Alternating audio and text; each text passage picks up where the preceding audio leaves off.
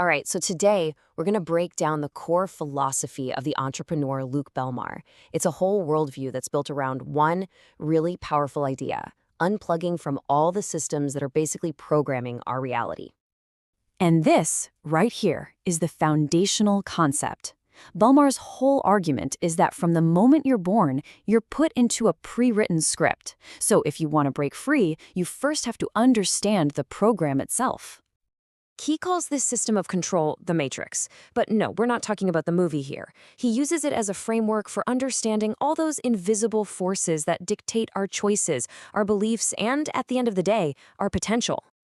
So, what is this matrix exactly? Well, think of it as the combination of all these big systems: education, finance, culture, and health, all designed from the ground up to create a very specific kind of person.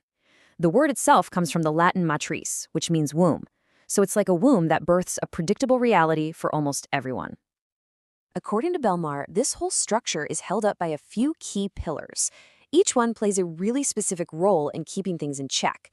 Let's dive into the big ones. First up, the school system. His take is that it's not actually designed for true education or to get you to think critically. It's designed for indoctrination. It standardizes how you think and prepares you for a role inside the system, to be an employee, a cog in the machine, instead of an independent thinker who actually questions it. Next, we've got the financial system.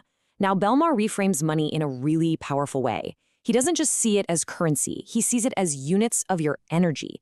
And he argues that the system, with things like inflation and debt, is built to devalue your energy and keep you dependent, basically forcing you to trade your life force for paper that's always losing its power.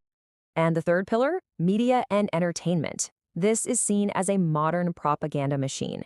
It uses some pretty sophisticated psychology to control your attention. And think about it, where your attention goes, your energy flows. So by controlling what you watch, what you listen to, and what you want, the system basically controls where all of society's energy gets spent. Okay, so if the external world is basically one big program, where does the escape even begin? Well, it doesn't start out there. It starts right in here. The first and most critical step is to deprogram and rewire your own brain. This image really captures the huge shift you have to make. It's the difference between just passively accepting the answers the system gives you versus actively going out and pursuing the truth for yourself. It's about stopping reading from their script and starting to write your own. But how do you actually do that? Well, Belmar suggests you apply the scientific method to your own life. First, just observe the stories you've been told. Then question everything. Ask yourself, is this actually true? Then you have to test it. See what happens when you do the opposite of what you're told. Your own results, that becomes your new truth. Because at the end of the day, it all comes down to this: your mind is the main battlefield. It is the most valuable real estate in the entire world. And if you don't take control of it, trust me, there's a very long line of systems and corporations that are more than happy to do it for you. So what's the end goal of all this internal work? It's to reach a state of authenticity. Now, this isn't just some feel-good buzzword. Belmar defines it as the highest possible energetic frequency you can operate on. It's that moment when your actions are perfectly aligned with who you truly are. And from that alignment, that's where all your personal power comes from. Okay, so you've rewired your mind. Now what? How do you navigate the outside world, especially the world of money? Well, the idea isn't to just reject the game. It's to learn how to play it better than anyone else. And step one is you've got to learn the language. Belmar argues that financial literacy is the language of the powerful, and it's no accident that it isn't taught to the masses. That lack of knowledge is one of the main ways people are controlled. But here's the good news. The great equalizer in this game, it's the internet.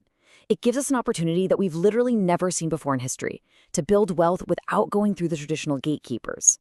He puts a big emphasis on digital businesses that are low risk but high reward, giving you freedom of time and location. Now, inside this digital world, cryptocurrency plays a really special role. It's more than just an asset. He sees it as a tool for sovereignty. It lets you spread out your personal risk away from just one bank or one government. It lets you hold hard money that is truly yours. And it lets you operate with a level of freedom the traditional system just doesn't offer. This right here is a perfect example of his philosophy in action. That 4% you see on the screen, that's the income tax rate you can get in places like Puerto Rico if you're a qualifying entrepreneur. See, it's not about fighting the system head on. It's about being smart enough to understand that different places have different rule books. And knowing those rules lets you play the game to your advantage. And this really gets to the heart of it. True rebellion isn't about being chaotic. The ultimate win is to master the game so completely, to be so clean, so organized, and so knowledgeable about the rules that the system has zero power over you. You literally become untouchable. So, this brings us to the final piece of the puzzle. We've talked about deprogramming your mind, mastering the money game. But what's it all for? What's the ultimate goal here? This quote from Leonardo da Vinci, someone Belmar studies deeply, is absolutely central to his whole philosophy. The highest level of understanding is when you learn how to truly see, to realize that everything is connected to everything else. And this idea of interconnectedness applies directly to your own life. Your business isn't some separate thing from your health. Your relationships aren't walled off from your finances. They're all just reflections in the mirror of who you are on the inside. How you do one thing is how you do everything. And that brings us to the final ultimate conclusion. The whole point of unplugging, of rewiring your brain, of winning the money game, it isn't about the money itself. The money is just a tool. The real prize is the freedom to look yourself in the mirror and know, without a doubt, that you lived a life that was true to you. So, we'll leave you with this question to really think about.